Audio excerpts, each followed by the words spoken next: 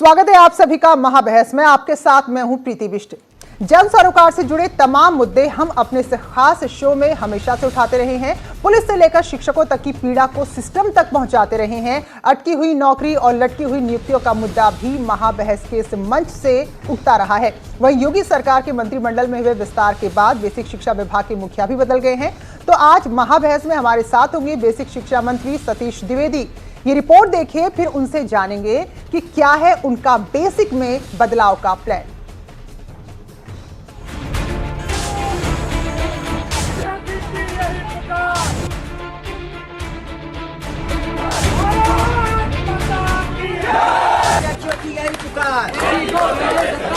Basic शिक्षा विभाग की बदहाल व्यवस्था का हाल किसी से छिपा नहीं है, क्योंकि बीते समय में इस विभाग में बड़े बड़े वादों के अलावा बहुत कुछ नहीं हुआ और सरकार ने जो कोशिशें की उन पर या तो अधिकारियों ने अड़ंगा अटकाया या फिर खुद अभ्यर्थियों की आपसी लड़ाई ही भारी पड़ गई। इधर शिक्षा विभाग में एक बार फिर बदलाव की बयार की उम्मीद जगी है, क्योंकि मंत्रिमंडल में विस्तार का बदलाव बेसिक शिक्षा विभाग में भी दिखा है।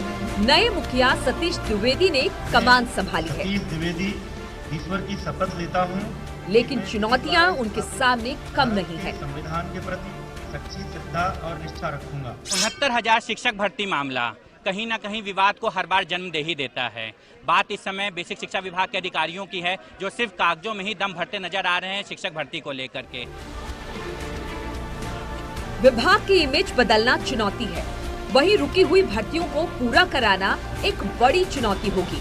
इधर 8 महीने से अदालत में अटकी पड़ी 69,000 सहायक शिक्षक भर्ती के अभ्यर्थी भी आज राजधानी लखनऊ की सड़कों पर अपनी मांगों को लेकर उतर पड़े। कट ऑफ की कलह में फंसी ये भर्ती 8 महीने से अटकी है और 4.5 लाख से ज्यादा अभ्यर्थियों को इसका इंतजार है। हमारा परिणाम नहीं घोषित हुआ, हम सभी लोग मानसिक रूप से अवसादग्रस्त हैं। ना कोई पढ़ाई कर पा रहे हैं, ना इसके अलावा परीक्षा इस भर्ती में कोई आगे की प्रक्रिया बढ़ रही है। इस वजह से 4 लाख अभ्यर्थी जो इसमें पार्टिसिपेट कर रहे हैं, इन सभी का भविष्य अधर में है।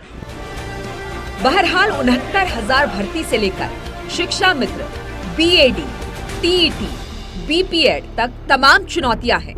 वहीं मिड डे मील से लेकर सेल्फी से हाजिरी तक हजारों सवाल हैं। और सवाल ये है कि क्या बेसिक शिक्षा विभाग का होगा कायाकल्प? क्या है शिक्षा मंत्री का बेसिक प्लान? मेरे विचार के लिए लाया जाएगा। तो बहुत सारे सवाल हैं जो आज इस मंच से पूछे जाएंगे। हमारे एग्जीक्यूटिव एडिटर अमिताभ अग्निहोत्री जी हमारे साथ हैं और सतीश द्विवेदी जी बेसिक शिक्षा मंत्री हमारे साथ हैं। तो बधाई है द्विवेदी जी, आपको साथ में जिम्मेदारी भी बड़ी है, तो सवाल भी बहुत ज्यादा आपके लिए हैं। तो अमिताभ जी, नया चेहरा अब इस विभाग में आया है, तो क्या कुछ उम्मीदें इनसे और क्या कुछ सवाल हैं?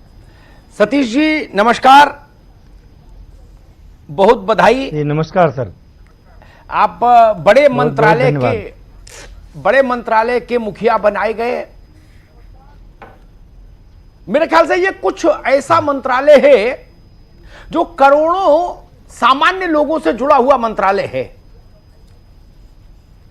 जी। तो दोनों अवसर रहते हैं, दुआएं मिलेंगी तो वो भी थोक में करोड़ों मिलेंगी और चुनौतियां भी उतनी ही हैं जी।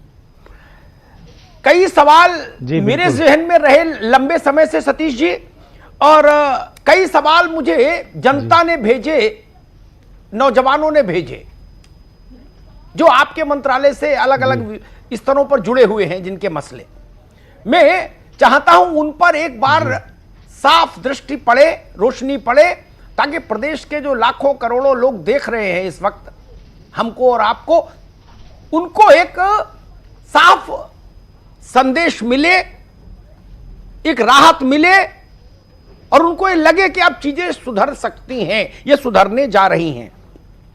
सबसे बड़ा मसला आज आपके लखनऊ में सड़क पर जो नौजवान आए हैं, 69,000 की भर्ती वाला जो मसला है, उसमें कट ऑफ का मसला उलझा हुआ है पेच। अधिकारियों ने उसको इमामबाड़ा बना दिया और लगातार जो अभ्यर्थी हैं वो ये कहते रहे कि महाधिवक्ता ढंग से पैरवी नहीं कर रहे, वो हाईकोर्ट पहुंचते नहीं है तारीखों पर। 8 महीने हो गए इस भर्ती को लटके हुए, 1 इंच भर्ती आगे नहीं बढ़ पाई। मेरा पहला प्रश्न, जी आप कोई टाइम लाइन देंगे, कोई टाइम टेबल देंगे कि हां भाई इतने समय के भीतर मैं इस भर्ती को की पूरी प्रक्रिया का निस्तारण करवा दूंगा? द्विवेदी जी। अमिताभ जी, आप बेहतर समझते हैं, बड़े भाई हैं, हम जी। सब लोगों के मार्गदर्शक हैं। जो मामला माननीय न्यायालय के अंतर्गत पेंडिंग हो उसकी टाइमलाइन हम कैसे दे सकते हैं।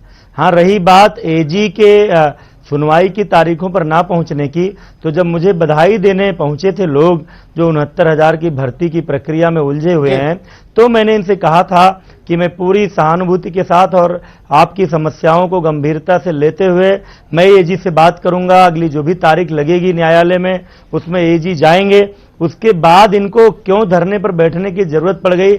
अभी ऐसा मंत्री जिसका विभाग मिले हुए 3 दिन नहीं हुआ, जो अपने क्षेत्र में स्वागत कराने नहीं गया, जो तुरंत ही काम पर लग गया और जिसने ये आश्वासन दिया था कि हम अगली तारीख पर एजी को भेजेंगे, उसके बाद भी ये धरने पर क्यों बैठे मुझे समझ में नहीं आया। लेकिन आपके माध्यम से मैं आज फिर से कह रहा हूं कि उनकी समस्याओं से मैं बड़ी ही गहराई और संवेदना से जुड़ा हूं और आज ही एजी को कह दिया गया है कि अगली जो भी तारीख न्यायालय में लगती है इस मामले में आप वहां उपस्थित होंगे और पूरी गंभीरता से जो सरकार का पक्ष है उसको रखेंगे।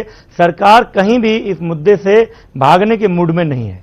जी बिल्कुल बिल्कुल ठीक है सतीश जी, हम उम्मीद करते हैं ये मसला जल्दी से जल्दी अदालत के दायरे से बाहर आए और जो सेलेक्टेड कैंडिडेट हैं उनको नियुक्ति मिले। एक दूसरा बड़ा सवाल जो बार बार आता है वो आता है, एक बहुत बड़ी योजना भारत ने शुरू की दुनिया भर में, उसमें भारत को यश मिला, mid day meal. Uttar Pradesh में भी वो प्रक्रिया चली। मिड डे मील में निचले स्तर का घोटाला और भ्रष्टाचार कई बार ऐसी तस्वीरें चित्रित कर देता है जो मन को खिन्न कर देती हैं सतीश जी। नहीं, 3-4 दृश्य अलग अलग जिलों के अभी आए हैं, आपने भी उनका संज्ञान लिया है। जी मैंने भी देखे हैं। जी ये कम से कम ये तो उन गरीब बच्चों के लिए जो खाना है उसमें भी अगर घपला घोटाला कर रहे हैं बाबू लोग, तो कोई एक ऐसी पारदर्शी व्यवस्था बननी चाहिए जो कम से कम वहां तो ऐसा नहीं हो। सतीश जी। जी जी जी, मैं आपसे बताऊं, मुझे आपको ये बताते हुए अच्छा लग रहा है कि मुझे रात को जिस दिन 11 बजे मीडिया के मित्रों के माध्यम से सूचना मिली कि मुझे बेसिक शिक्षा विभाग दिया गया है, उसी दिन देर रात 2 बजे जब मैं बिस्तर पर जाने वाला था तो फेसबुक में जब देख रहा था तो मुझे मिर्जापुर की खबर मिली और उसी समय से मुझे फिर नींद नहीं आई। 1-2 घंटे मैं किसी तरह सुबह होने का इंतजार किया, अपने सारे अधिकारियों से बात की, जिलाधिकारी मिर्जापुर से बात की और नीचे से लेकर ग्राम प्रधान, रसोईया से लेकर बीएसए तक हमारे विभाग ने उसमें कार्रवाई की है। आपको जानकारी मिली होगी। एक चीज मैं इसमें कहना चाह रहा हूं, जब मिड डे मील की योजना शुरू हुई थी तो इसमें ग्राम पंचायत को, प्रधान को यह सोचकर इन्वॉल्व किया गया था, ये ज्वाइंट सिस्टम बनाया गया था कि शायद चूंकि उसी गांव के बच्चे होंगे तो ग्राम प्रधान और ग्राम प्रधान की जो ग्राम शिक्षा समिति होगी वो थोड़ी इसकी निगरानी करेगी, इस तरह की लापरवाही नहीं होगी। लेकिन दुर्भाग्य से हमारे निचले स्तर के जनप्रतिनिधियों ने अपनी इस जिम्मेदारी को समझा नहीं।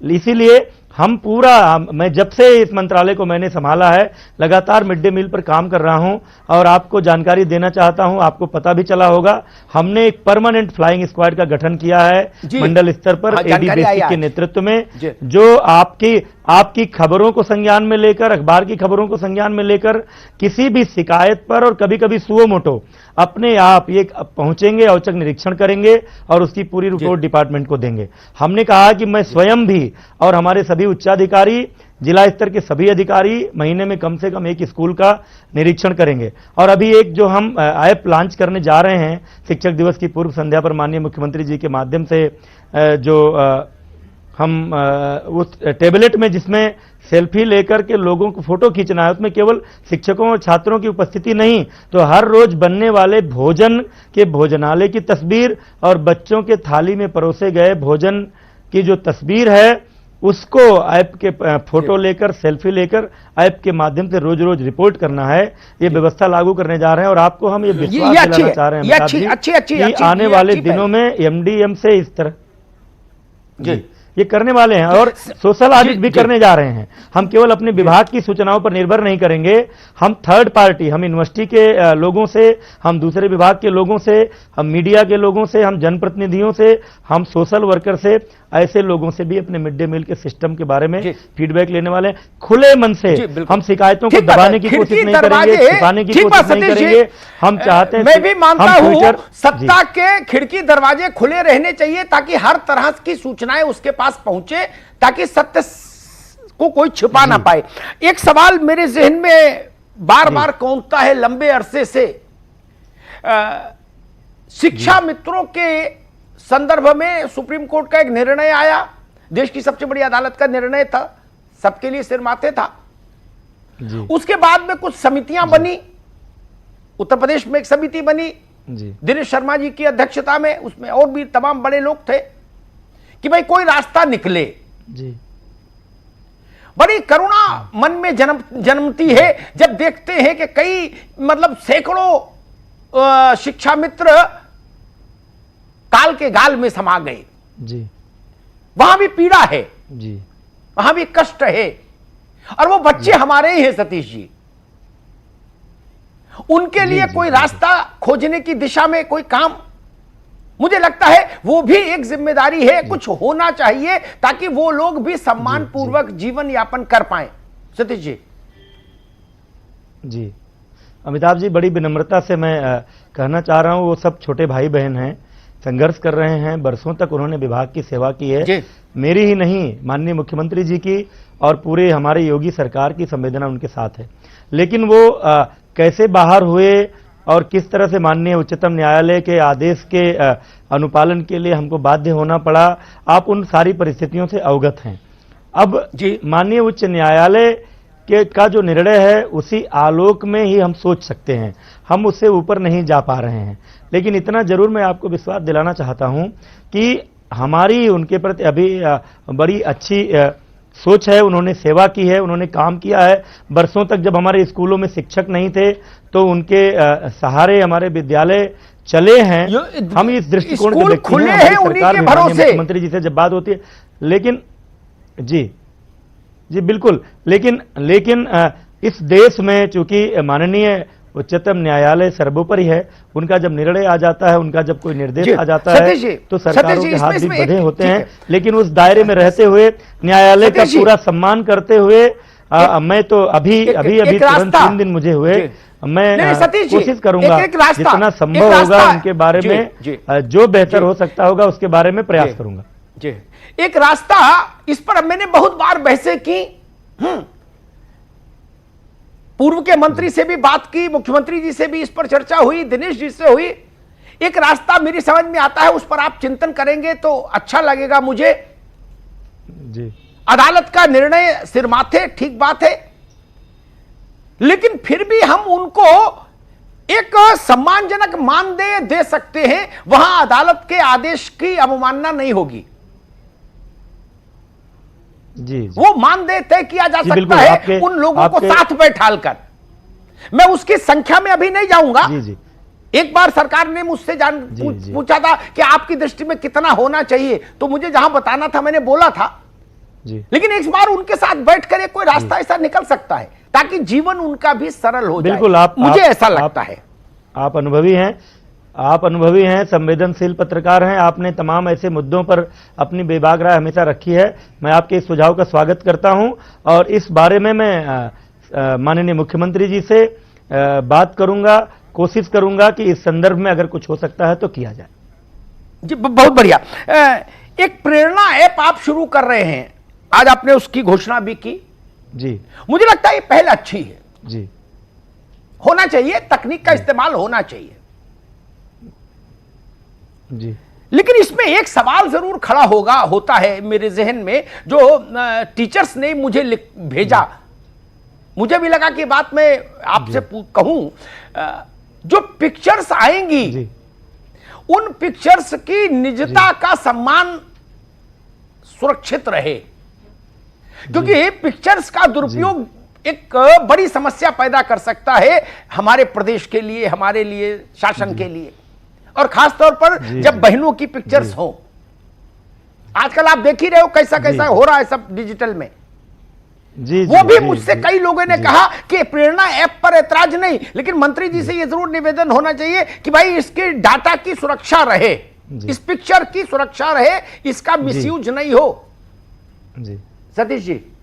जी जी अमिताभ जी, प्रेरणा ऐप की जो खूबियां हैं, प्रेरणा ऐप से जो चीजें हम हासिल करने जा रहे हैं, वो मैं, आप समय देंगे तो मैं थोड़ी चर्चा करूंगा। लेकिन ये जो आपत्ति आई है, वास्तव में लोग जानते हैं कि इसकी आलोचना करने का स्कोप नहीं है, इसलिए एक इमोशनल बात कही जा रही है। मेरे पास कुछ शिक्षिका बहनें आई थी, मुझे बधाई दी और उन्होंने समस्या बताई कि सारे टीचर्स को एक साथ ग्रुप में खड़े होकर सेल्फी लेने को कहा जा रहा है, कोई हमारे करीब खड़ा होगा और उसका मिसयूज करेगा, पुरुष शिक्षक तो क्या करेंगे। हमने तुरंत ही बिना किसी अधिकारी से बात किए हुए उनसे कहा कि आप जाइए, आप निश्चिंत रहिए, ग्रुप सेल्फी की बात हम खत्म करेंगे, आप इंडिविजुअल बच्चों के साथ अलग अलग फोटो खींच करके सेल्फी भेजिए। अब रही बात निजता की, तो मुझे नहीं लगता कि स्कूल के बच्चों के साथ खींची गई तस्वीर में निजता क्या है। और दूसरी बात कि हम रोज, हमारे ये सारे शिक्षक भी और हम तमाम सारे समाज के सम्मानित लोग रोज अपनी कोई ना कोई तस्वीर सुबह उठते ही फेसबुक पर पोस्ट करते हैं, व्हाट्सएप पर देते हैं। तो स्कूल के बच्चों के साथ खींची गई तस्वीर में कौन सी निजता है और उसका क्या दुरुपयोग हो सकता है, ये बात समझ से परे है। फिर भी मैं आपको विश्वास दिलाता हूं कि एनआईसी हमको बैकअप दे रहा है और एनआईसी का प्लान फुल प्रूफ प्लान है, आपको इस तरह की कोई शिकायत करने का अवसर नहीं देंगे।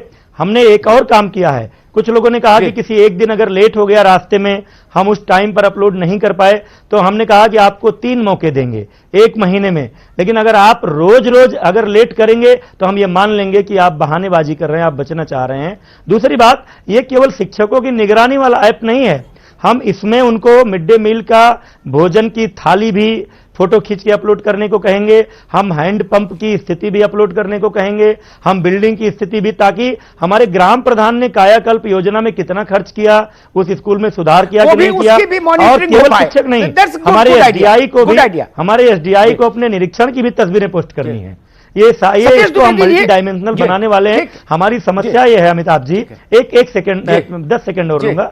हमारी समस्या यह है कि हमारे पास डेटा बैंक नहीं है, हमको नहीं पता हमारे जिले में कितने छात्र हैं और स्कूल में जितने इनरोल्ड हैं वो आते हैं कि नहीं आते हैं। वो इस वेरिफिकेशन के लिए वास्तव में हम इस ऐप को लेकर आ रहे हैं, और अगर कोई कमी उस दौरान आई तो खुले मन से उस कमी को सुधार करने उसको सुधारेंगे। ठीक बात, मैं सहमत हुआ। अच्छी पहले एक प्रश्न और खड़ा होता है, जो आज से 30 वर्ष पहले जब मैं पत्रकारिता आरंभ करने आया, तब से मेरे मन में वो सवाल लगातार रहा और मैं हर मंच पे उसको उठाता रहा, आज फिर उठाता हूं। क्या ऐसी कोई व्यवस्था आप ढूंढ सकते हैं कि जो हमारे शिक्षक हैं वो केवल शिक्षण के ही कार्य तक रहें, उस शिक्षण के अलावा जो 200 किस्म के काम उनके सिर डाल दिए जाते हैं उनसे उनको मुक्ति मिले। ये अध्यापक के सम्मान के लिए जरूरी है, उसके आत्मबल के लिए जरूरी है, बच्चों की बेहतर शिक्षा दीक्षा के लिए जरूरी है। मुझे बताने की जरूरत नहीं कितने किस्म के काम प्राइमरी स्कूल के मास्टर के जिम्मे हैं। जी जी जी जी अमिताभ जी, पहले दिन ही जब मुझे जिम्मेदारी मिली और मीडिया के मित्रों ने मुझसे कुछ प्राथमिकताओं के बारे में पूछा, तो मैंने कहा मैं शिक्षक हूं और ये विभाग मिला है तो सबसे ज्यादा सहयोग मैं शिक्षकों से प्राप्त करने की कोशिश करूंगा, क्योंकि मेरी मान्यता यह है कि शिक्षा व्यवस्था में कोई भी सुधार बिना शिक्षकों के सक्रिय सहयोग के संभव नहीं है। इसलिए आपके इस सुझाव का मैं स्वागत करता हूं और मैंने इस पर पहले से विचार शुरू कर दिया है कि मिड डे मील की योजना, ड्रेस वितरण की योजना, ऐसी तमाम योजनाओं से धीरे धीरे शिक्षकों को बाहर करने के मॉड्यूल पर हमने डिस्कशन शुरू कर दिया है। बाकी कुछ काम जो भारत सरकार ने दिए हैं, जो चुनाव निर्वाचन आयोग ने दिए हैं, उस बारे में तो मैं कुछ नहीं कह सकता, लेकिन उत्तर प्रदेश के सरकार के द्वारा इनको जो काम मिले हैं, ये कोशिश मैंने शुरू कर दी है कि उन चीजों से शिक्षकों को मुक्त किया जाए ताकि वो निश्चिंत होकर अध्यापन का कार्य कर सकें। हमारे पास 1 करोड़ 60 लाख छात्र हैं, जितनी जनसंख्या दुनिया के कई देशों की नहीं है। 6.25 लाख बिल्कुल। हमारे पास शिक्षक हैं, 2.25 लाख हमारे पास विद्यालय हैं। इसलिए मैं अभी से इस मिशन पर लग गया हूं कि हमारे शिक्षकों को अधिक से अधिक शिक्षण कार्य के लिए समय मिले, और इसमें आपके सुझाव का भी मैं स्वागत कर रहा हूं। आने वाले दिनों में आप इस दिशा में जरूर एक अच्छी प्रगति देखेंगे। जी, मैं मुझे इंतजार करूंगा। एक सवाल मुझे कहा लोगों ने कि पूछिए जरूर। आपने आज कहा कि स्कूल में योग और पीटी का भी अभ्यास होगा, अच्छी पहल है, होना चाहिए। बच्चे खेलना कूदना भूल ही गए आज के दौर में, थोड़ा रहेगा तो अच्छा है, बिल्कुल जी, निरोगी रहेंगे। लेकिन इसमें एक सवाल खड़ा होता है कि बीपीएड के जो 32,000 बच्चे थे, चयनित हो गए थे, 2 बार अलग अलग निर्णयों में हाईकोर्ट ने उनको क्लियरेंस दी, लेकिन उनकी भर्ती भी अटक गई थी जी। वो लोग रहेंगे तो मेरे ख्याल से पीटी करा पाएंगे, खेलकूद करा पाएंगे बच्चों को जी। क्या बीपीएड की जो भर्ती है उस पर भी कोई रास्ता निकालेंगे? अभी अमिताभ जी, हमने जो ये दोनों निर्णय लागू किए, उसके पीछे हमारी सोच ये थी कि हमारे माननीय प्रधानमंत्री जी की पहल पर अंतर्राष्ट्रीय योग दिवस 21 जून को घोषित हुआ, तो हमारे देश के हर बच्चे को योग के बारे में एक सामान्य जानकारी होनी चाहिए। दूसरी बात यह कि वो अपने परिवार में पता नहीं किस मानसिक परिस्थिति में रहता है, तो जब वो स्कूल पहुंचे तो उसका मेंटल स्टेटस बदलना चाहिए। इसलिए 15 मिनट का और बड़े आसान से योग और फ्री छोड़ा है शिक्षकों को कि आप जो करा सकते हो, बच्चे जो कर सकते हो वो करके वो पढ़ाई शुरू करें। और खेलकूद का माहौल चूंकि गांव में खत्म हो गया, कबड्डी कुश्ती ये सब चीजें नहीं हो रही हैं, तो उनका अंतिम पीरियड खेलकूद का हो, जिसे भारत सरकार के खेलो इंडिया और हमारे प्रधानमंत्री जी के फिट इंडिया मूवमेंट में सफलता मिले, इसके लिए शुरू किया है। आपने जो बात कही, अभी तो हम ये जो शिक्षकों की, व्यायाम शिक्षकों की भर्ती का मामला है, इस पर हम देखेंगे आगे, लेकिन अभी फिलहाल जो हमारे वर्तमान शिक्षक हैं उन्हीं के सहारे इसको तुरंत प्रभाव से लागू कर रहे हैं। शासनादेश भी जारी हो गया है। आगे हम इस बात पर विचार करेंगे कि ये जो हमारे फिजिकल एजुकेशन के टीचर हैं वो हमारे योग शिक्षक, व्यायाम शिक्षक के रूप में हमारे स्कूलों में शामिल हो सके। इस प्रस्ताव पर हम विचार करेंगे। जी बिल्कुल ठीक है। एक अनुदेशकों का मसला भी है उत्तर प्रदेश में, वो भी बड़ा कारुणिक है जी। उनको 17,000 रुपए का मानदेय मासिक मिले, इसके लिए इलाहाबाद हाई कोर्ट की डबल बेंच ने निर्णय दे दिया, फैसला आ गया। लेकिन आप जानते हो बाबूशाही तो बाबूशाही है, फाइल घूमती घूमती घूमती घूमती पता नहीं कहां तक घूमती है। अब वो नौजवान लगातार परेशान रहते हैं, उनको लगता है भाई जब सबसे बड़ी अदालत का निर्णय आ गया फिर भी नहीं हो रहा। मैं आपसे अनुरोध करूंगा कि इस तरह का जो मसले हैं इनको खुद मॉनिटर करिए और टाइमलाइन के साथ मॉनिटरिंग हो। या तो अधिकारी निर्णय करे समय के भीतर, जैसा योगी जी कहते हैं, और नहीं तो अधिकारी बदले। जी जी जी, सतीश जी, हाई कोर्ट का जजमेंट 17,000 रुपए का मानदेय तय, लेकिन नहीं मिल रहा।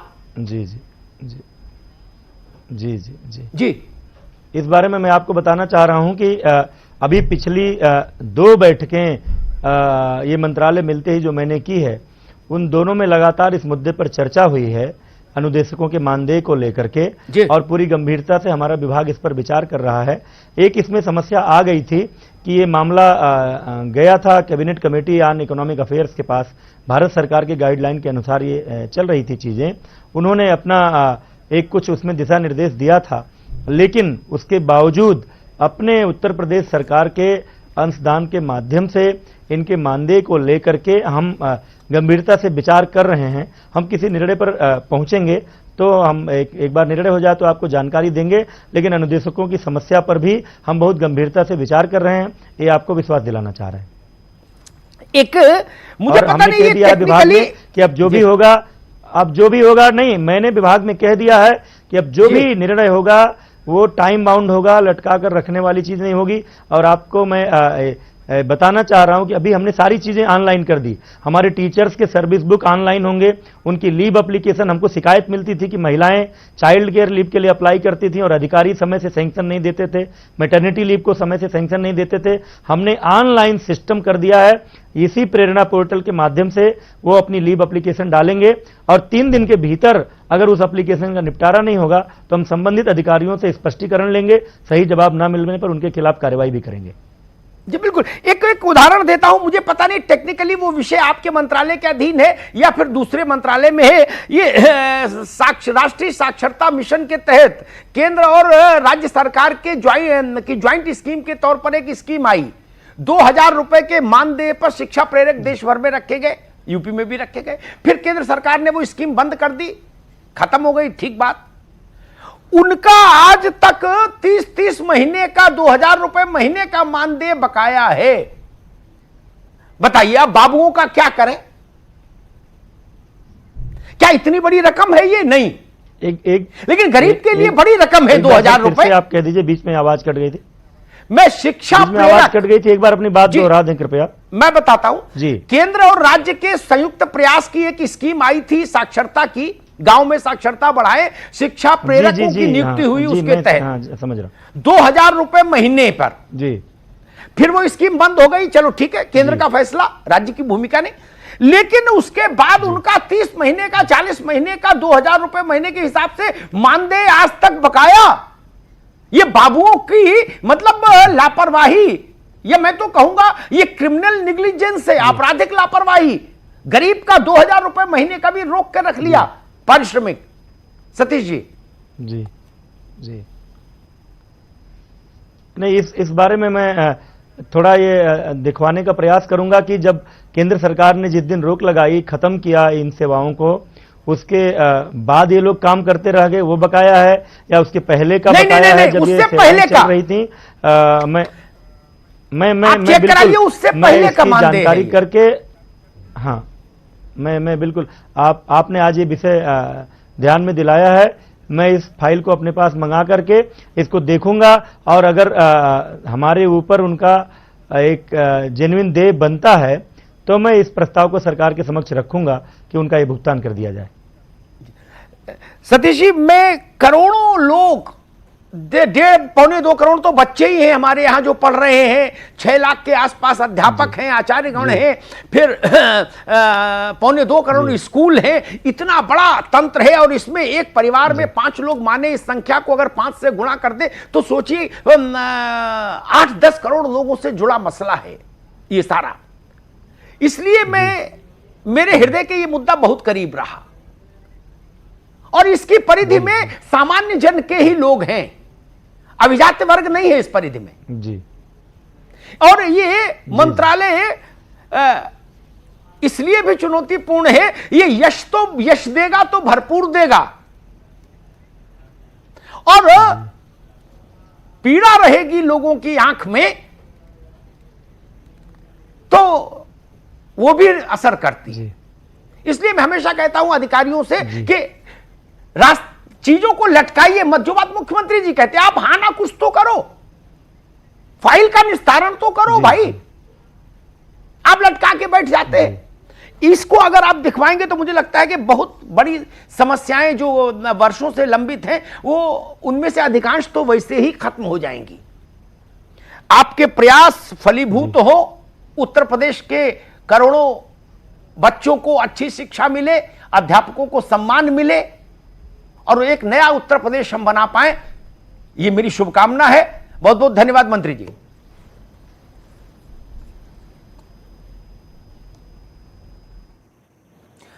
तो बेसिक शिक्षा मंत्री से अभी कई सारे सवाल अमिताभ जी ने किए, तो आपने जो सुझाव दिए हैं निश्चित रूप से मैं आगे उन पर काम करूंगा।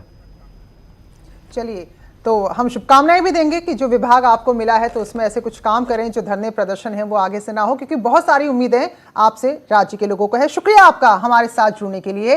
तो आज प्रदर्शन भी हुआ है, तो इसके बाद क्या ये उम्मीद की जाए कि जो ये शिक्षा विभाग है इसमें जो सुधार की बात अभी मंत्री जी ने कही वो सुधार आएंगे और उसके बाद स्थिति सुधरेगी, तो इसी पर चर्चा करेंगे। मेहमानों का खास पैनल भी हमारे साथ है। फिलहाल एक छोटा सा ब्रेक लेते हैं।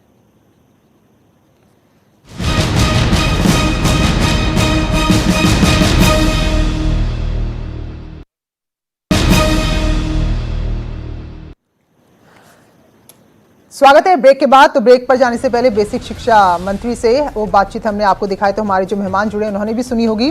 डॉक्टर चंद्रमोहन, प्रवक्ता भारतीय जनता पार्टी के शिवेंद्र प्रताप सिंह हमारे साथ मौजूद हैं, अभ्यर्थी हैं 69,000 भर्ती संघ के, लगातार लड़ाई लड़ रहे हैं। और साथ में सुधांशु मोहन, पदाधिकारी हैं प्राथमिक शिक्षक संघ के। बहुत बहुत स्वागत है। तो अमिताभ आप जी, जो बातचीत हमने की, जो भरोसा मिला है अभी ब्रेक पर जाने से पहले, उसके बाद क्या कुछ सवाल आज बनते हैं, क्या स्थिति बनेगी? शिवेंद्र, आपने सुना होगा आपकी जो प्रमुख मांग थी 69,000 की भर्ती को लेकर, कट ऑफ वाला मसला, और महाधिवक्ता उसकी पूरी निष्ठा के साथ, गंभीरता के साथ पैरवी करें। दोनों विषयों पर मंत्री जी ने इस बात का आश्वासन दिया कि सरकार ये सुनिश्चित करेगी दोनों चीजें।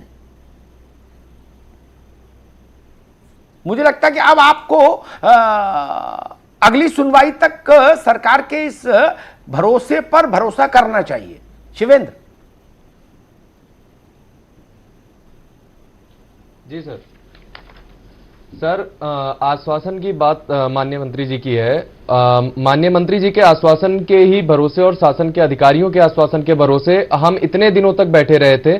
हम आपसे ये साझा करना चाहेंगे, हमारे 4 साथी जो हमारे साथ में परीक्षा दिए थे, आज वो हमारे बीच में मौजूद नहीं है। उन्होंने अपनी जीवन लीला समाप्त कर ली। अवसाद और 4 दिन पहले बने ही है मंत्री भाई, अभी 10 दिन पहले तो मंत्री ही हुए हैं। जी माननीय मंत्री जी 4 दिन पहले बने सर। तो अभी मैं बात तो उन्हीं से करना था, उन्हीं का इसके पहले माननीय मंत्री जी जनप्रतिनिधि,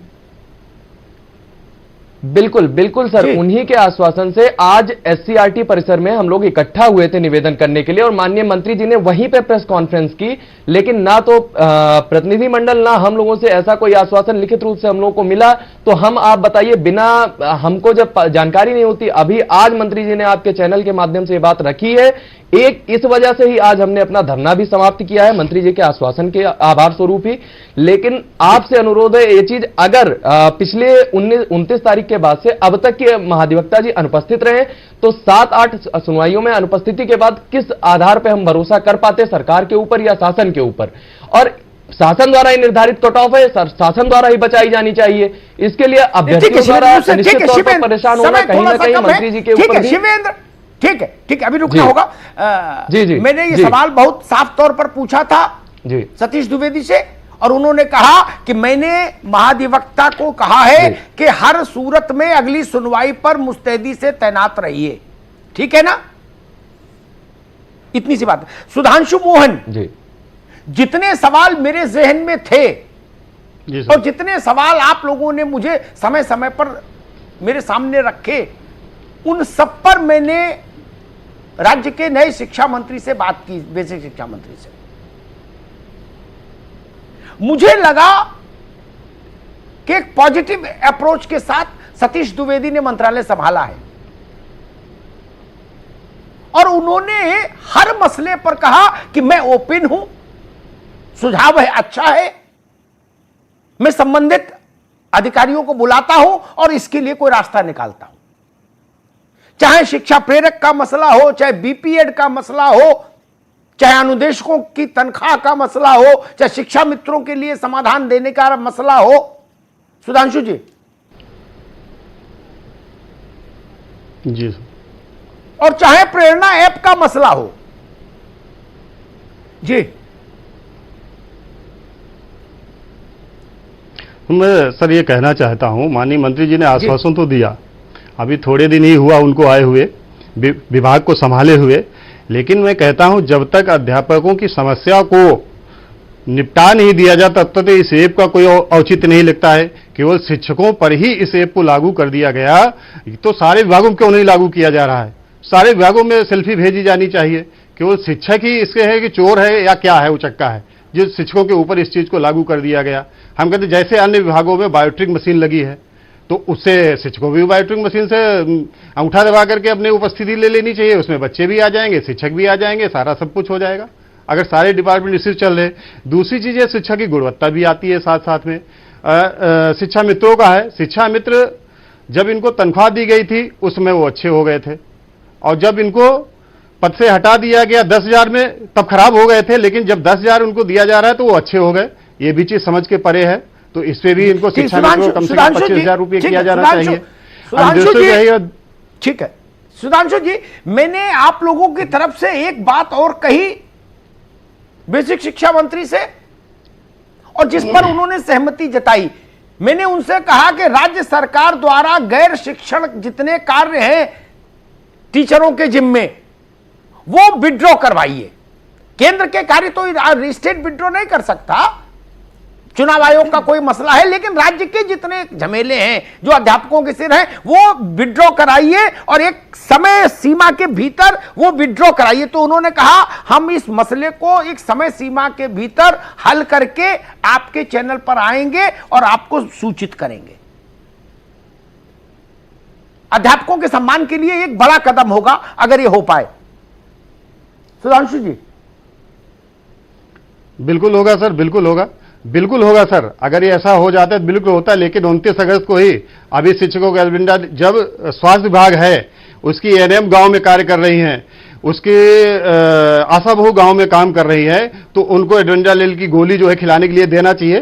कृमि दिवस मनाया जा रहा है 29 अगस्त को, लेकिन शिक्षकों को उनको सारा सब कुछ समझा दिया गया, सारा दे दिया गया।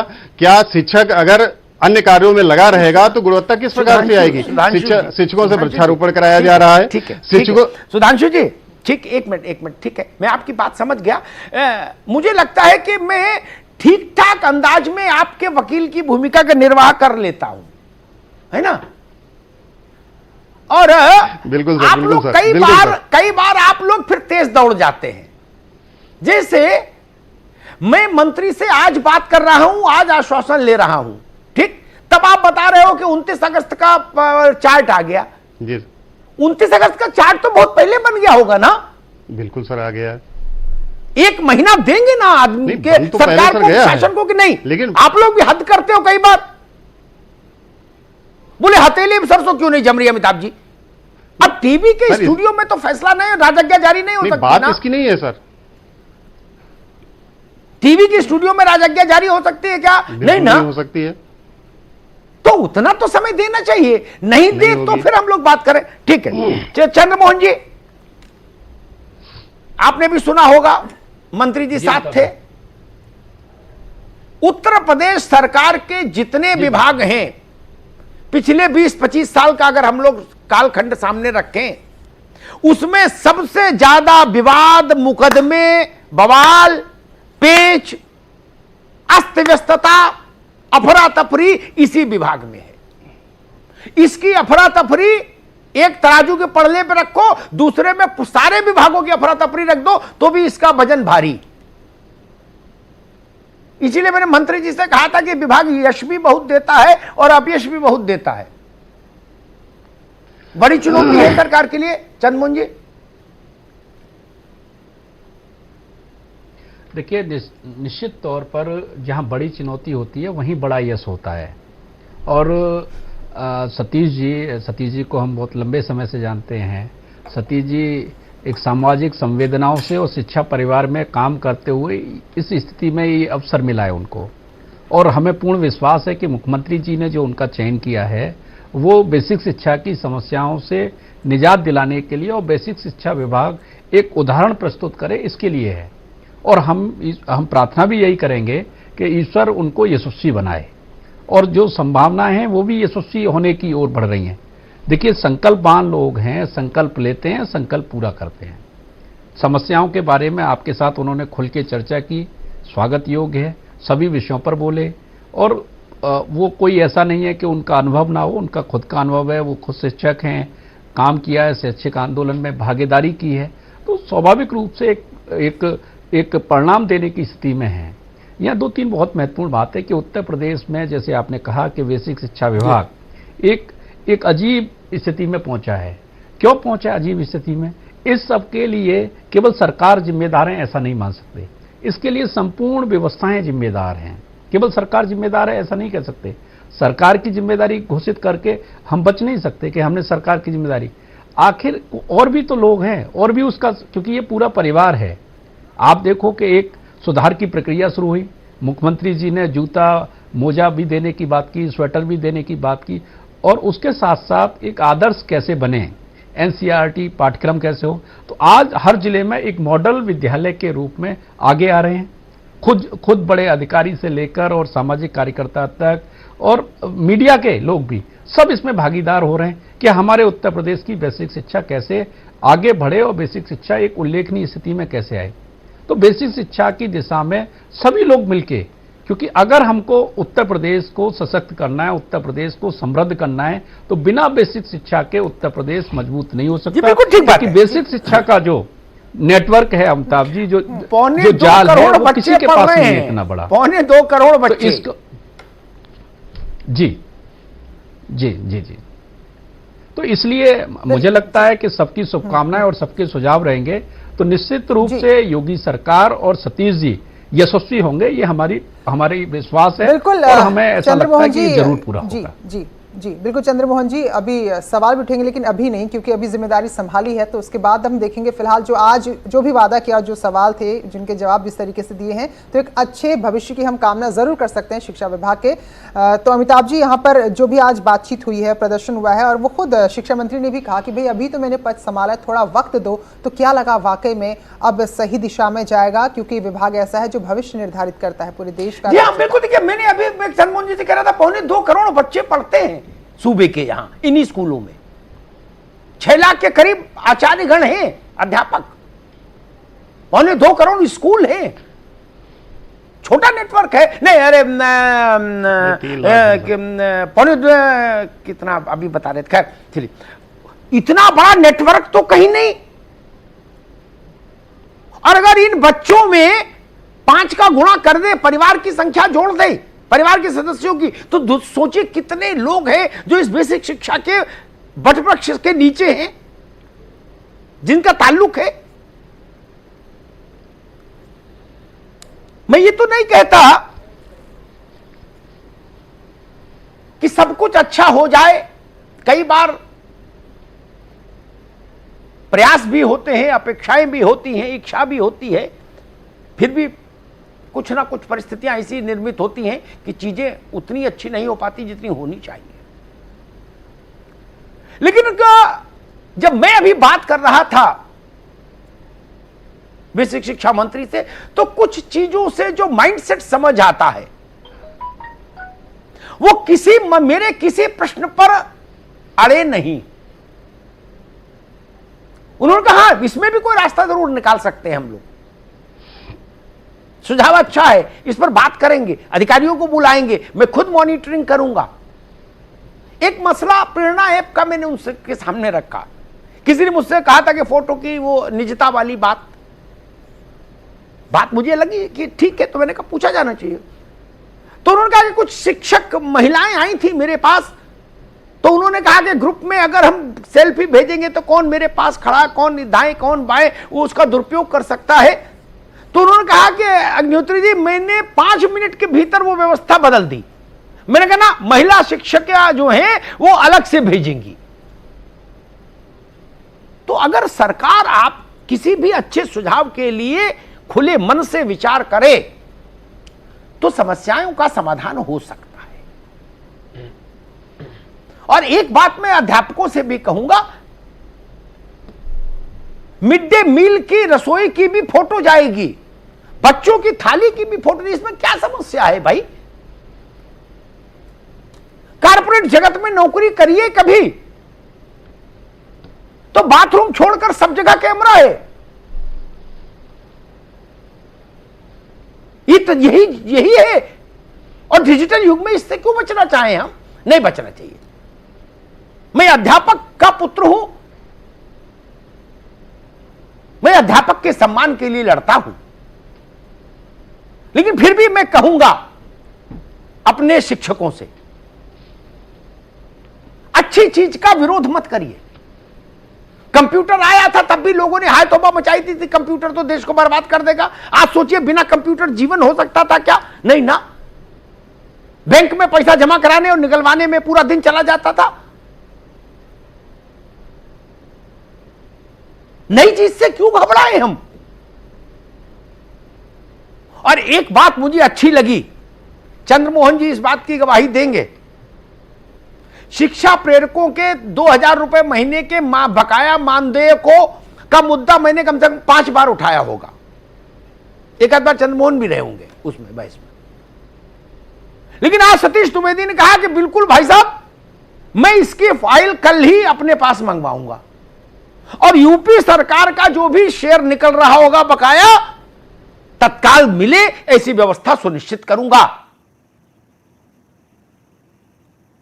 तब मुझे लगता है हमको भरोसा करना चाहिए।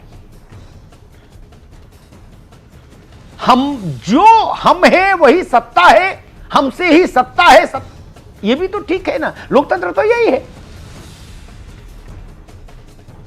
ना विपक्ष वाले गैर, ना सत्ता वाले गैर, ना अध्यापक गैर, सब इसी समाज का हिस्सा हैं हम लोग।